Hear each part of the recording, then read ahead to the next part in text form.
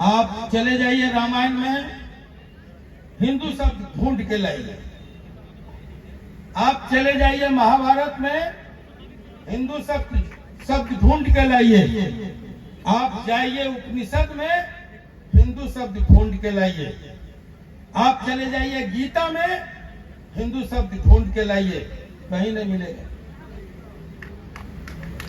लेकिन एक शब्द है, बार बार कृष्ण के मुंह से आया है, क्षत्रिय। रामायण में भी मिलेगा। हर हमारे जो जिसको आज हिंदू धर्म ग्रंथ कहते हैं, उन धर्म ग्रंथों में बार बार क्षत्रिय शब्द का उल्लेख है। हम बहुत पुरातन हैं, हजारों साल पुराने हैं, और इसलिए किसी ने कहा छात्र धर्म युगे युगे। जब मेरी बारी आती है तो सारे हिंदू जपने वाले हर बार हम अकेले खड़े होते हैं। माफ करना, बड़ी कड़वाहट से कह रहे हैं। यह हिंदुत्व के नाम पर एजेंडा चल रहा है कुछ और थोपने का। आज जब उत्तर प्रदेश में आए हैं धनंजय जी, उत्तर प्रदेश में जब हमारा राज है, तो कौन है जो पृथ्वीराज को विजातीय साबित कर रहा है? क्यों कर रहा है? जब देश में हमारा राज है तो क्यों, हिंदुत्व का राज है तो क्यों मीर भोज को कुछ और बताने की कोशिश हो रही है? जिस वंश से हम आते हैं वो तोमर वंश है, अनंगपाल का वंश है। आज उसको भी कुछ और बताने की साजिश चल रही है इतिहास में। क्यों ऐसा हो रहा है? और इस सवाल पर हिंदुत्व के ठेकेदार लोग चुप क्यों है? मेरा सवाल, क्यों चुप है? क्यों नहीं कहते हैं ये गलत हो रहा है? माफ करना,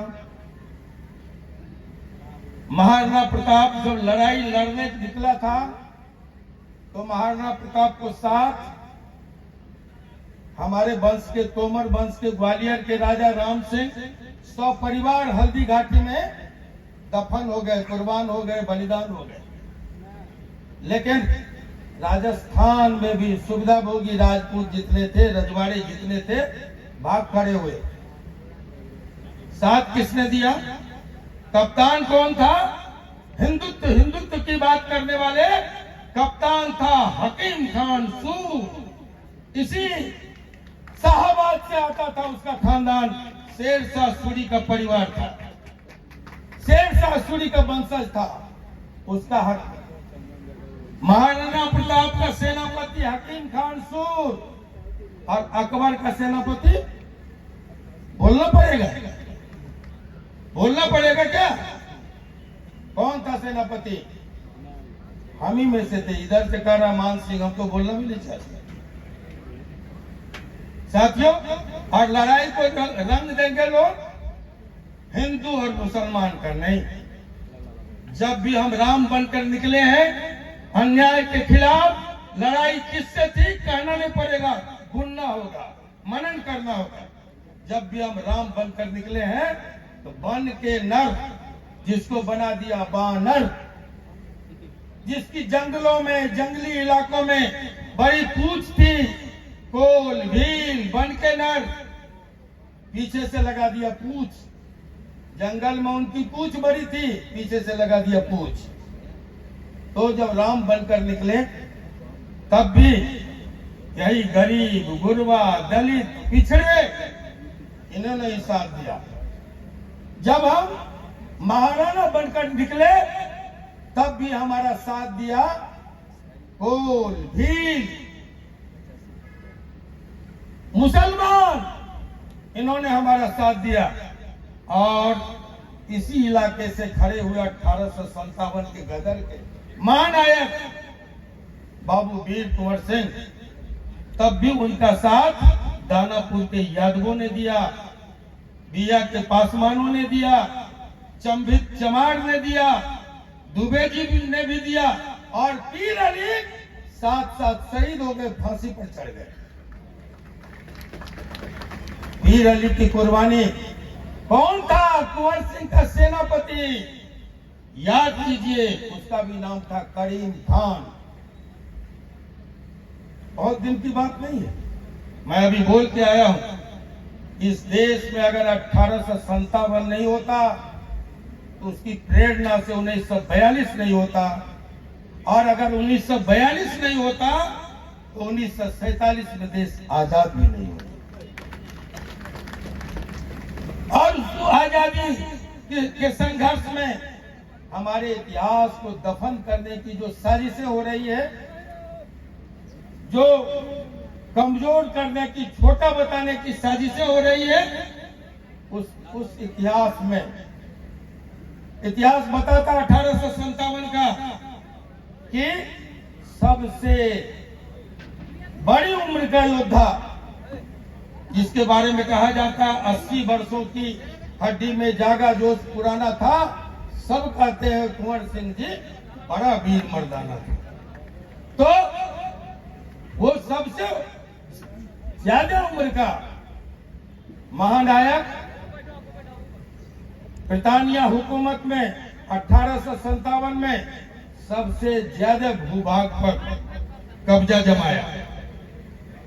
वहां उत्तर प्रदेश से लेकर बंगाल, आसनसोल तक, और मुल्क में आजादी का परचम लहराया, और सबसे ज्यादा समय तक ब्रिटानिया हुकूमत की छाती पर आजादी का परचम लहराता रहा। उसका नाम था बाबू वीर कुंवर सिंह।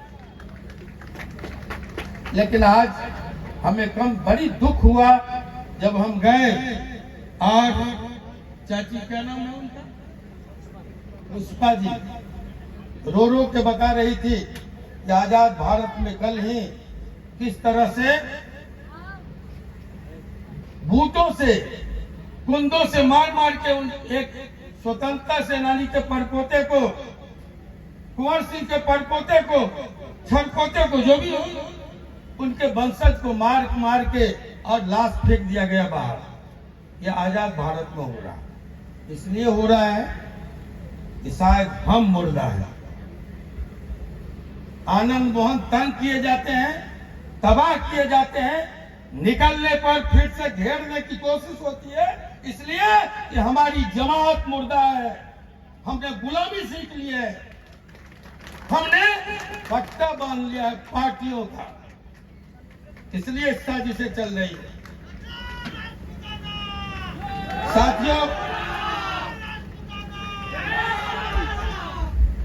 साथियों, हमने कहा कि कुंवर सिंह भी जब निकले थे तो सभी वर्गों के एक महायोद्धा थे, महानायक थे, लेकिन मैं समझता हूं कि 1857 के गदर में उससे बड़ा कोई जननेता नहीं था, जिसके साथ हर वर्ग, हर समुदाय, हर धर्म के लोग थे।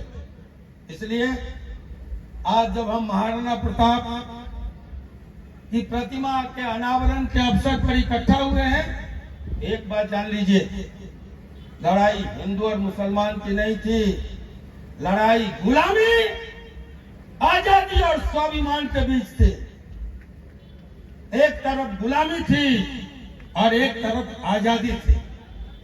आजादी के लिए लड़ने वाले, स्वाभिमान के लिए लड़ने वाले जो लोग थे, वो थे महाराणा प्रताप के साथ खड़ा, और जो सत्ता का सुख भोगना चाहते थे वो थे मान सिंह के साथ खड़ा, अकबर के साथ नहीं।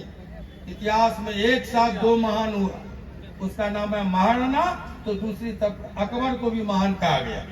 अकबर बहुत छोटे लोग नहीं थे, चरित्र से बहुत बड़े लोग थे, इसलिए इतिहास ने उसे भी, लेकिन हमारे जो हमारी विरासत है, जो हमारी परंपरा है, हम आज आत्मालोचना के लिए खड़े हैं, हम आज खुद को टटोलने के लिए खड़े हैं। हमारी परंपराएं दो हैं, एक संघर्ष की परंपरा और दूसरा सत्ता की परंपरा। एक महाराणा की परंपरा और दूसरा मान सिंह की परंपरा।